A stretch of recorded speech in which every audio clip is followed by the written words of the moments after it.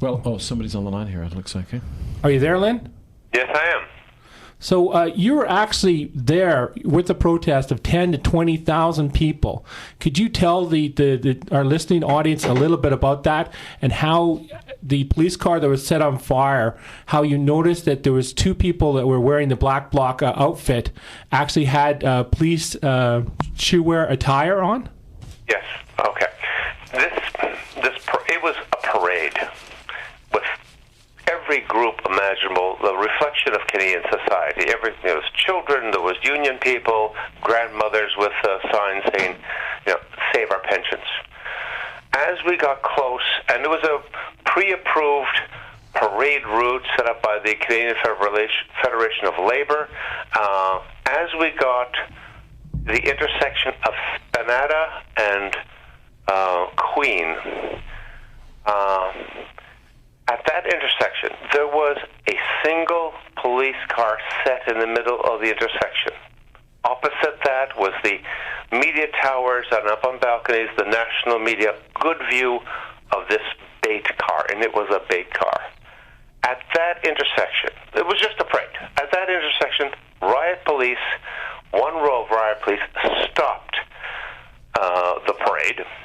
People in front were singing "O Canada," and then they charged the crowd, setting a panic, and maybe 1,000 people went running backwards. The riot police blended to each side, and there's double rows of riot police at this intersection. The crowd charges forward. Now, in amongst a group of anti-globalization protesters, they're always dressed in black. That's their insignia. Where I saw two men that had mingled with that group. It's quite a large number of people. And what made them stand out is that they had police issue, RCMP issue, police boots. The same as I saw in Montebello 2 years ago. And these two fellows, now there could have been more, I saw two, these fellows led the charge towards the police car and started the riot. They were, how can I say it? The riot police triggered and enraged the people. And then they fell back, and these two fellows led the charge. And, of course, other people followed like a hockey riot. They were enraged at this. And the riot police at this intersection, there must have been a couple hundred, they stood there, they did nothing, giving a nice view for the national media to justify this $1.3 billion they spent on this conference. It was a setup, and unfortunately the people fell for it, and they were led. That's what I saw. I was there, me and other members of the National Nonprofit Party, and it was just outrageous.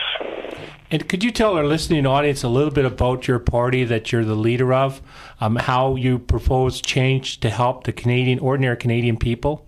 Well, our party, the strength of the National Nonprofit Party is its integrated systems that actually solve the problems, economic, social, environmental, quickly.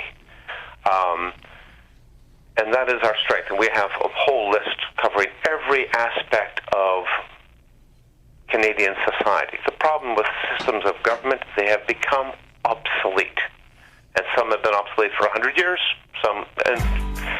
and it is changing the systems that improve the day-to-day lives. And this can be done quickly. Most of the time it takes one piece of paper.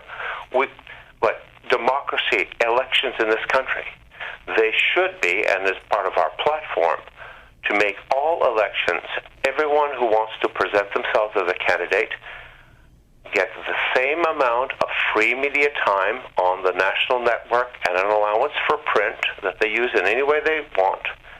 And during the election period, only people who are candidates can do their advertising. No commercial advertisements during the election campaign.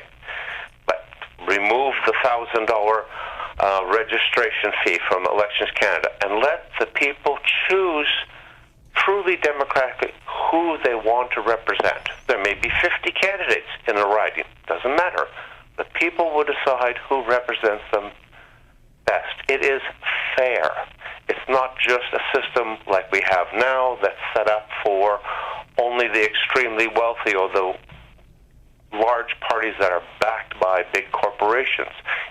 Any individual can present them as a candidate for the people. Systems like this, we have systems that improve the day-to-day lives that cost nothing.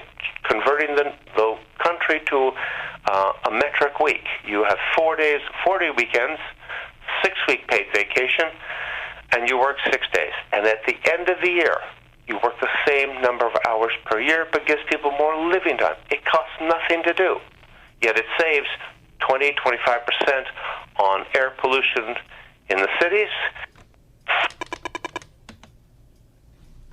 Approaches and solutions. Anyways, I'm long-winded, sorry.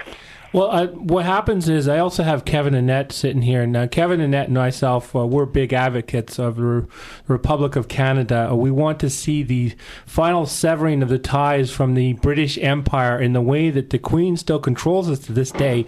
We're seeing the Governor General. We're seeing the Lieutenant Governors that have power over the provinces. Even the Governor General. When he broke the Parliament, the Governor General was behind helping that one happen.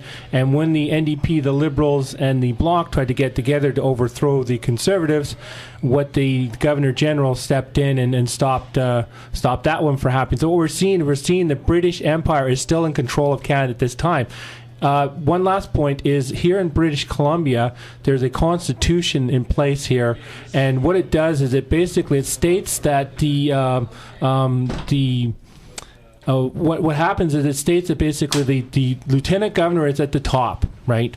And then you have the premier right below it. So any law that's passed by the government of the day within here in the province of British Columbia, the lieutenant governor has to rubber stamp it. What Kevin Annett and myself have proposed, and hopefully many other people have proposed, is that we finally put the power back in the hands of the Canadian people. We have direct democracy initiatives. We have grassroots, basically, ideas rising up from the people that are put out to the people, and we no longer have the ties to the Queen. We have our own leader. We have a president, and we have the Canadian version of that. Our resources are put in our hands, and the power is put back in the hands. And Kevin wants to quickly jump in. And the Globe and Mail did a survey last week, and it said 4 to 5 Canadians, after the end of this Queen, Elizabeth Windsor, when she's done, they want the end to the monarchy and they want a republic. So we have 80% of the people in Canada behind that idea. So what's your thoughts there, Lyn? Well, all these systems, the Governor General, the Lieutenant Governors, the Senate, these are carry-ons from the British colonial system. And they have been obsolete for many decades. They cost the Canadian taxpayers a fortune. And it is, a lot of these jobs are patronage jobs. They're loaded with political appointees to maintain the old party's control over the nation. These absolutely have to be abolished. They're a burden, and they are a serious infringement on democracy. These are all some of the systems my party and it's in our platform that we want to abolish. It is absurd. The Governor General last year cost the Canadian taxpayers over close to $115 million just to fly around and wave her hand. This is absurd. Yeah. When we have people living on the streets, homeless, hungry, this is an insult to every decent citizen.